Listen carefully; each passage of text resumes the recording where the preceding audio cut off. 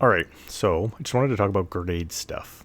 And I made a bunch of tweaks to grenade stuff, and the grenade stuff is awesome.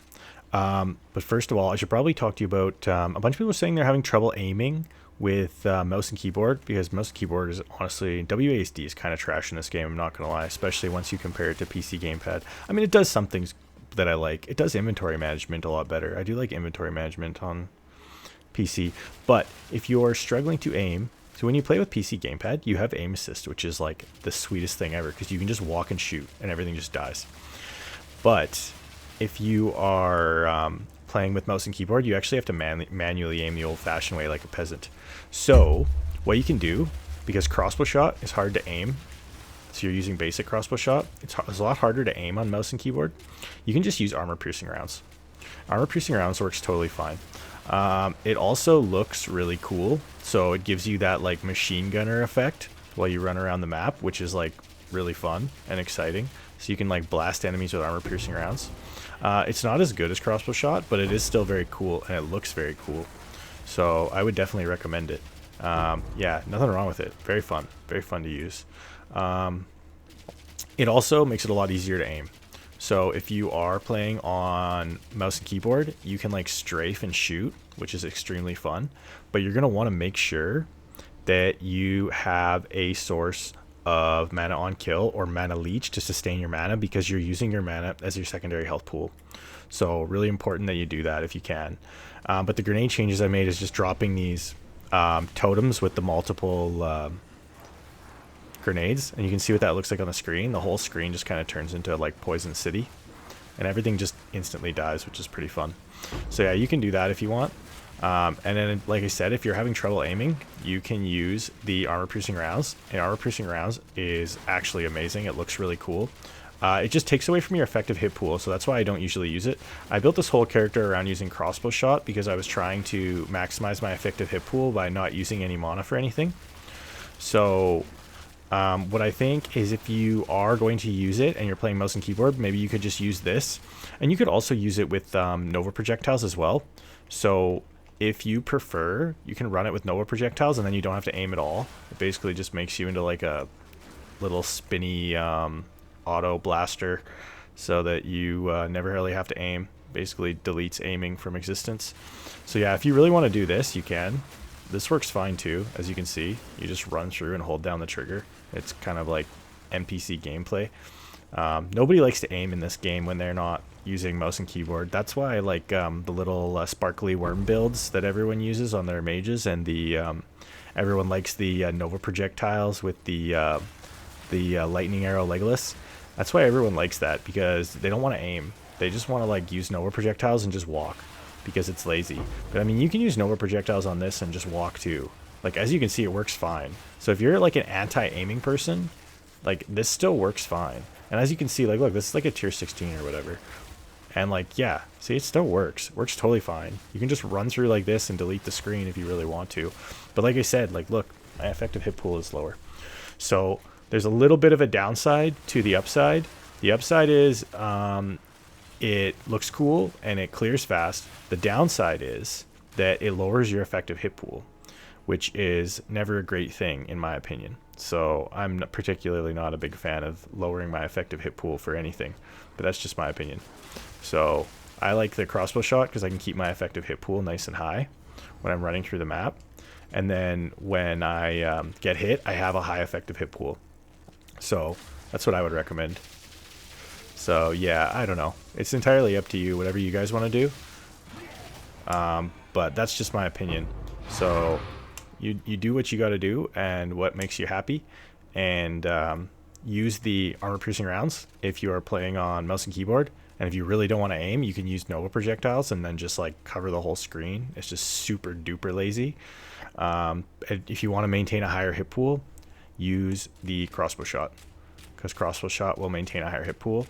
And if you just want to be super lazy, just honestly plug a mouse and plug a gamepad in and run maps with a gamepad. And dude, this game with 2 sticks and a roll button, because you can assign your roll button up to your top finger on your left bumper. A guy named Penrose told me about that. It's like actually a genius idea, and he's a super good player. And that lets you use both your joysticks So you can run and gun and then roll, which is really fun in this game. But I should run another map too, so I can show you the grenade changes I made with long fuse, because you can use grenades to kill bosses really easy too. And if you have a boss that takes a long time to spawn, like a pinnacle boss, you can use long fuse too. So I'll add a clip of that as well. Alright, so what you can do for bosses that have a wind up to spawn, you can use long fuse too. As long as the boss has a wind up period, because this increases your detonation time, but it gives you a lot more damage on your gas grenade. So if the boss does have a wind up period, this will help a lot. It will give you a lot of juice. I have a shrine on right now, so I should probably wait till it expires. Still have 4 seconds left on it. Otherwise it's going to mess things up. But yeah, with the long fuse on my gas grenade, I'm getting a lot of poison damage. There we go, wait for it to expire. Alright, so with the long fuse on my gas grenade, I'm getting 26,000 to 53,000 poison damage per second on my gas grenade. But the grenade has a long fuse, so it takes longer to detonate. So you're not going to want to use this on bosses, like regular map bosses, but bosses like this that have a wind-up period. Like this is one of those bosses that has a long wind-up period before they spawn. So this is perfect for bosses like this. So you can just dump a whole bunch of poison out. And then I like to use just regular crossbow shot, because I have a source of I can usually shock them for bonus. I guess they just died too fast. Whoopsie. Yeah, usually I'll just shock them with auto attack because I'm too lazy to use plasma blast, but you can also hit them with the plasma blast. So you drop those nades, boom, boom, boom, nades down, plasma blast, charge up, boss spawns, boom, shoot him in the face. Then you can shock burst him to finish him off if you want to. So yeah, I mean, that's basically everything. Yeah, but I set it up that way for doing bosses, and it works really good. So if you're doing a pinnacle boss, you can use long fuse, but basically magnified effect is pretty much better any other time. So deadly poison, armament, defy, magnified area, persistent ground, gas grenade, drop a few gas grenades, boom, boom, boom.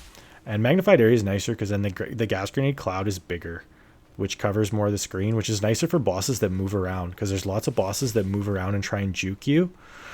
So if you can cover a lot of the screen, especially if you throw down a totem too, because then you can cover the whole screen, and now you'll just have poison everywhere.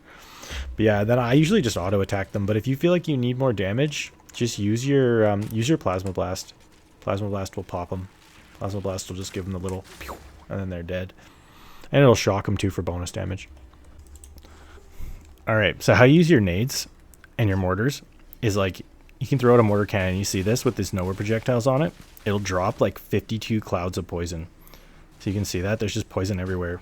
And you can also shoot them out, of course, too. And as you can see, when this breach spawns, everything just instantly dies. So it's a really, really good thing to do. That's one thing that I swapped to doing, and I like it a lot.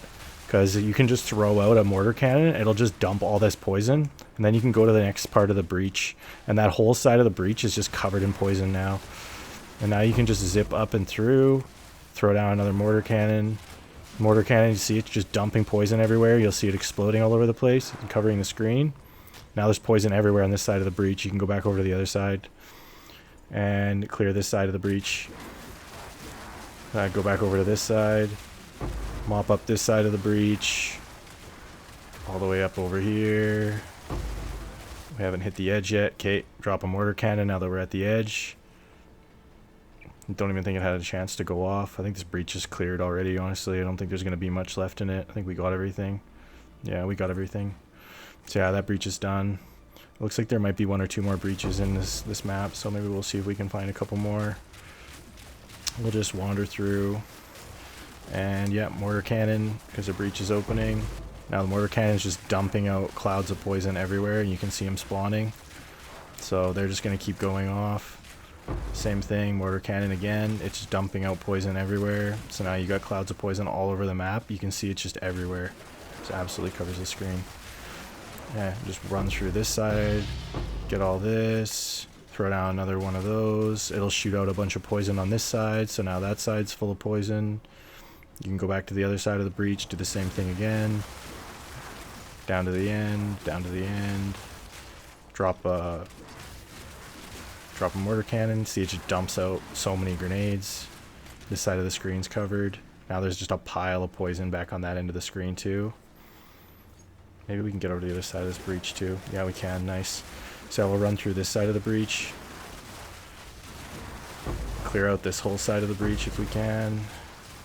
Yeah, so yeah, that's basically how you play that all the way through. So we cleared it all out. But yeah, throw down the mortar cannon. It'll just projectile grenades all the way at 360 degrees. And you can also shoot out some grenades with your regular gas grenades. And just use double gas grenades. Honestly, it works really good. Now we know this boss has a long wind-up period. So that makes this easy because we can run in. We got our plasma blast ready to go. So we run in. We dump out our nades. We charge out our plasma blast. And boom, snipe them. And shock burst rounds.